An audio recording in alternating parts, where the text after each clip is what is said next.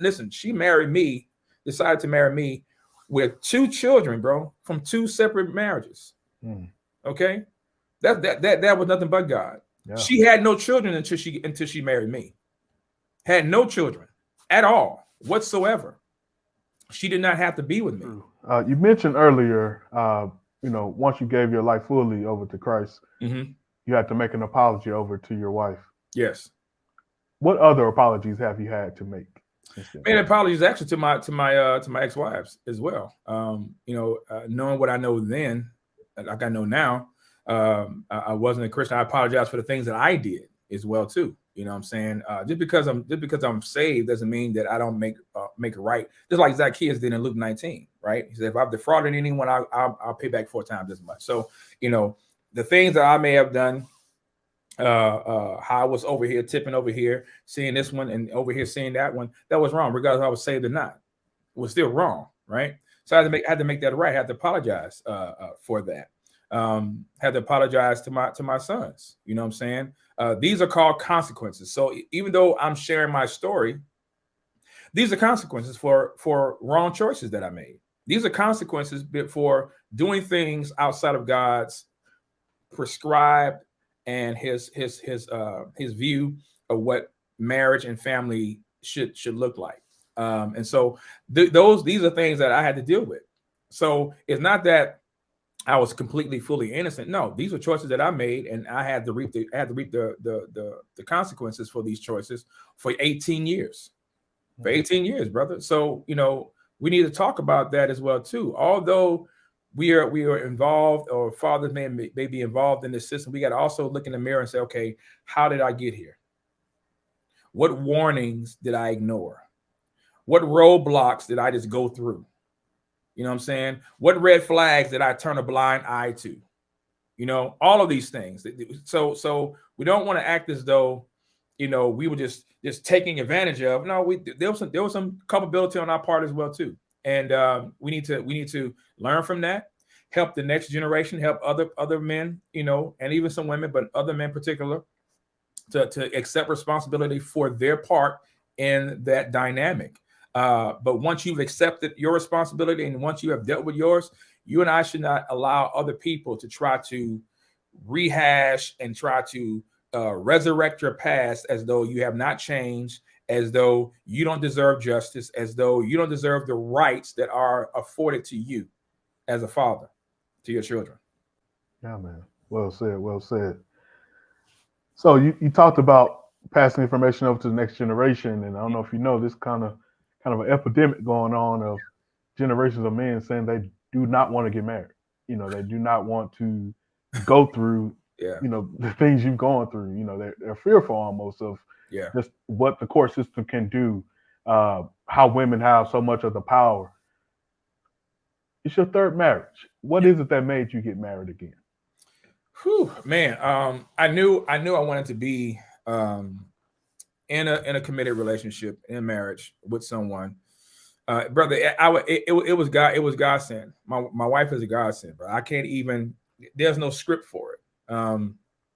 Even though I got saved shortly after getting married to my wife, um, it was God's common grace, because even with that, how we met. We met at my job. Actually, I was an armored courier. I used to work for Brinks. So I was the one carrying the money, and so Yeah. she was a customer of mine, Oh and wow. and I always used to see her.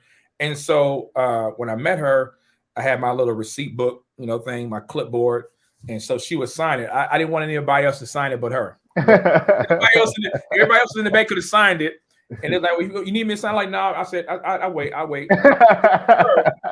I'll wait for her to finish her customer, because she's the working drive-through. So I would always make sure that whenever her delivery date for her money to be shipped, that I was on that truck, on that route. I had to see me some Sharon York. Her name was Sharon York before she became Sharon Woods, and so I just liked how she would sign her name on my clipboard.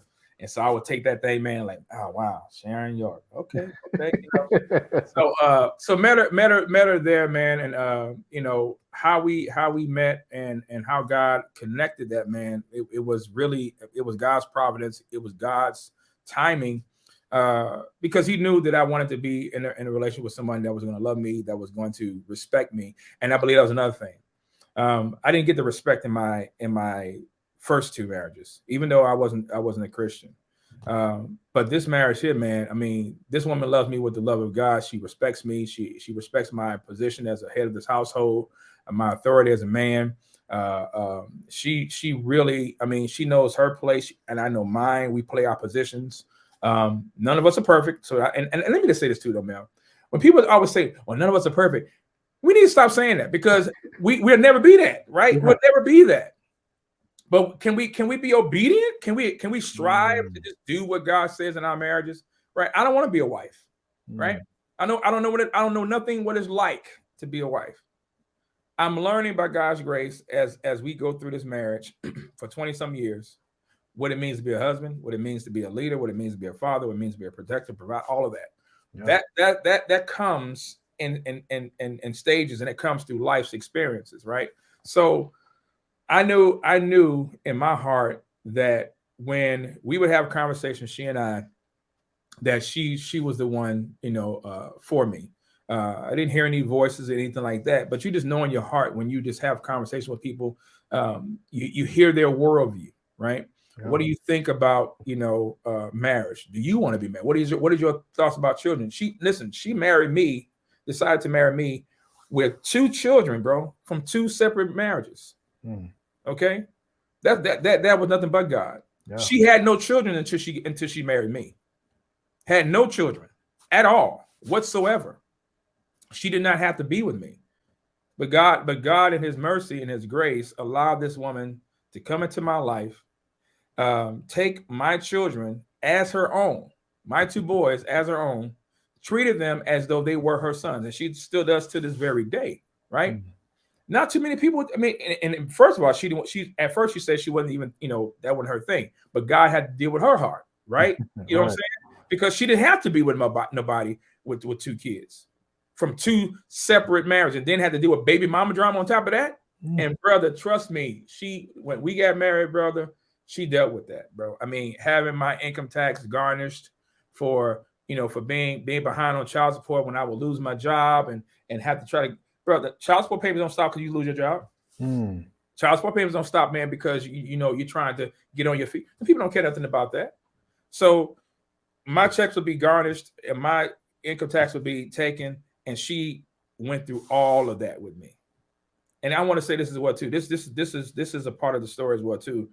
My wife, she even treated these women at that time, during this time, who was dogging me and treating me bad, still with respect. Let me give you one example. Some people know my story because I've said it on my podcast, but maybe your viewers will know it here now. During Tropical Storm Allison, not Tropical Storm. It was only a tropical storm here in Houston. I think it was a tropical storm, nonetheless. It was a tropical storm, and so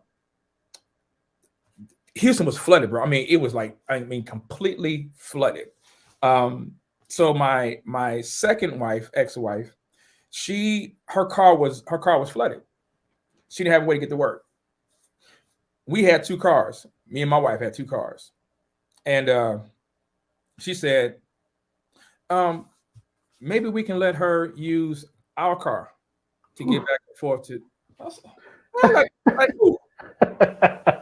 I'm like, who? I was like Woody the Owl, like who? And she was serious about it, bro. She said, well, dear, can we call it dear? She said, dear, she needs to go to the store, and she needs to get food for my other son.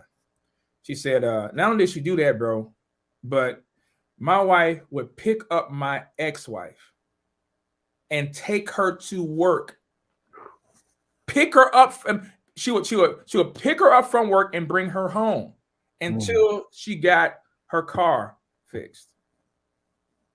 Now, this is knowing and after the fact that this woman had did her husband wrong. Okay. Now, mind you, the child support payments didn't stop. This woman didn't say, you know what? Since y'all have shown love and grace and kindness to me, I'm going to go to the family courthouse and I'm going to have them to stop these shouts. She didn't do that. She didn't do that, Mel. She didn't do that. And listen, that was not my idea. To have my car, listen, to have my ex-wife use my car to go anywhere. That was my wife of 20-some years now, 24 years come June, bro.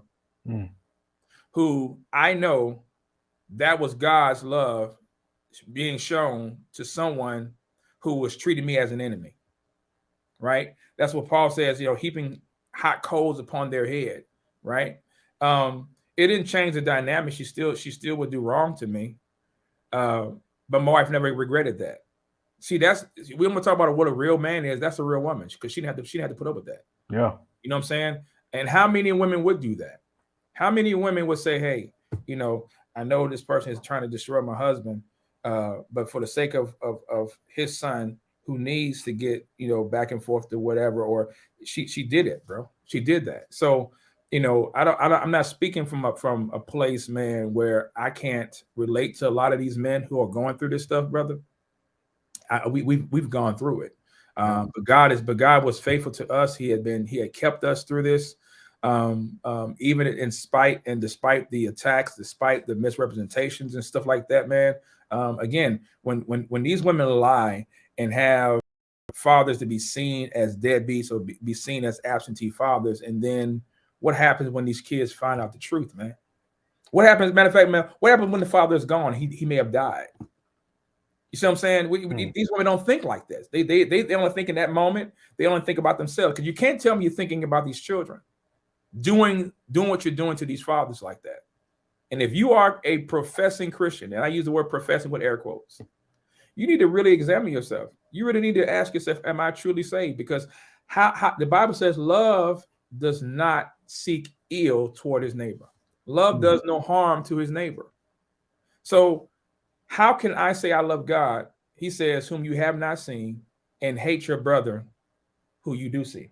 Yes, sir. It's impossible. You can't do that. Let's go.